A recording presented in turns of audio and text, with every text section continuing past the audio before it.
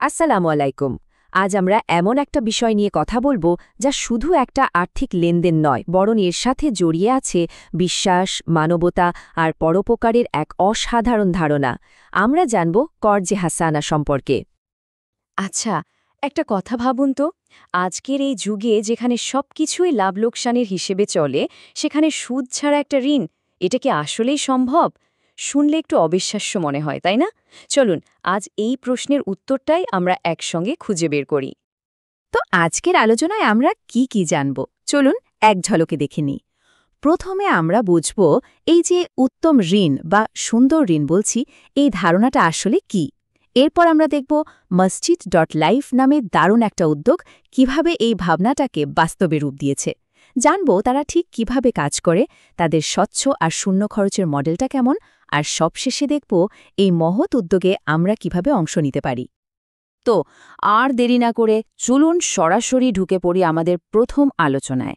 কর্জে হাসানা, এই উত্তম ঋণের ধারণাটা আসলে কি, সেটা একটু সহজভাবে বোঝার চেষ্টা করি।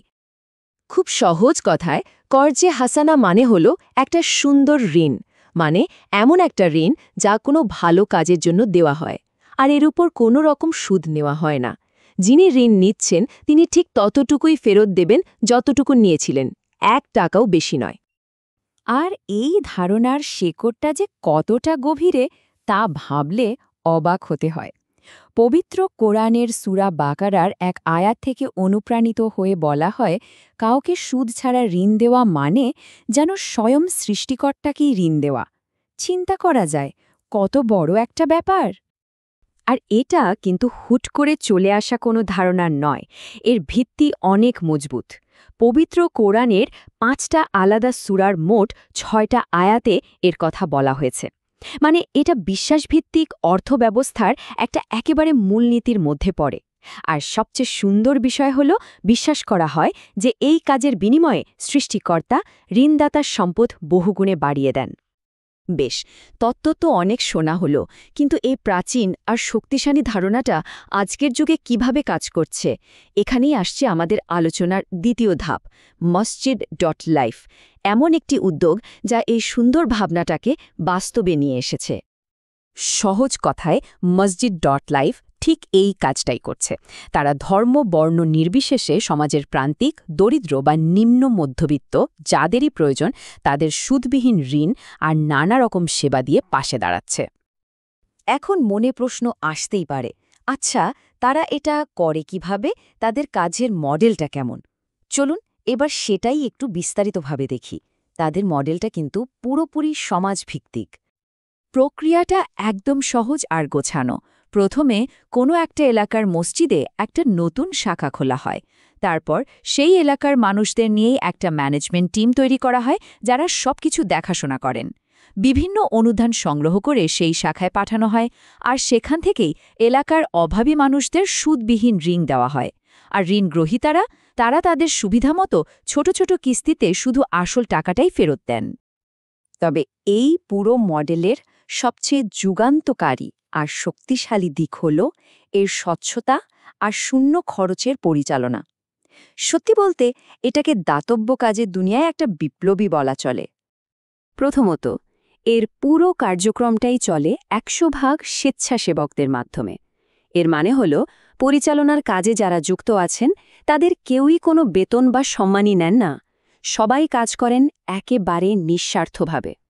দ্বিতীয়ত, তাদের কোনো অফিস ভাড়া নেই, কারণ সব কাজ হয় মসজিদ থেকে। তার মানে অফিস ভাড়ার পেছনে কোনো টাকাই খরচ হয় না, খরচটা এখানেও শূন্য। আর এটাই হচ্ছে সবচেয়ে অবাক করার মতো বিষয়, মানুষের দেওয়া অনুদানের 100%, মানে প্রতিটা টাকাই সরাসরি ঋণ হিসেবে মানুষের কাছে পৌঁছে যায়। প্রশাসনিক কাজে বা অন্য কোনো খাতে একটা টাকাও খরচ হয় না। প্রচলিত দাতব্য সংস্থাগুলোর সাথে পার্থক্যটা এখানে এক নজরেই বোঝা যায়। যেখানে অন্য অনেক সংস্থায় প্রশাসনিক কাজেই অনুদানের 15 থেকে 30% পর্যন্ত খরচ হয়ে যায়, সেখানে মসজিদ.লাইফের খরচ শূন্য। কর্মীরা বেতনভুক্ত নন, স্বেচ্ছাসেবী। আর সবচেয়ে বড় পার্থক্যটা হলো, এখানে অনুদানের টাকাটা একবার দিয়েই শেষ হয়ে যায় না। কেউ ঋণ শোধ করলে সেই একই টাকা আবার আরেকজন অভাবী মানুষকে ঋণ হিসাবে দেওয়া হয়। মানে আপনার দেওয়া টাকাটা বারবার মানুষের উপকারে আসছে। আর এই যে স্বচ্ছতার কথা বলছি সেটা তারা নিশ্চিত করে কিছু অসাধারণ প্রযুক্তির মাধ্যমে।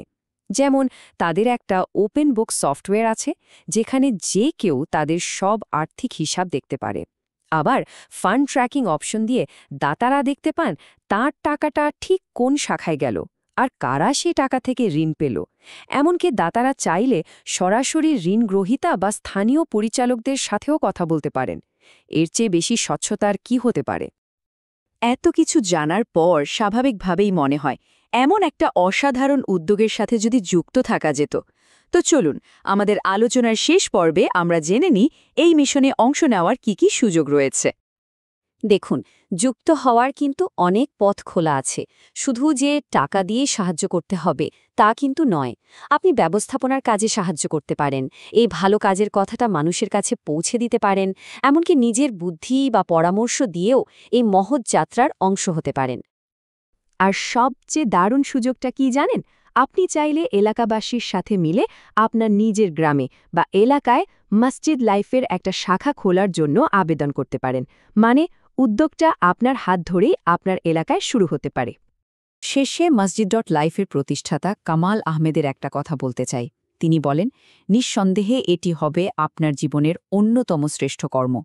কথাটা একবার ভাবুন তো, সুদবিহীন একটা সুন্দর ঋণের মাধ্যমে একটা মানুষের জীবন বদলে দেওয়া, একটা সমাজকে একটু একটু করে ভালো দিকে নিয়ে যাওয়া, এর চেয়ে সুন্দর আর সার্থক কাজ আর কি হতে পারে?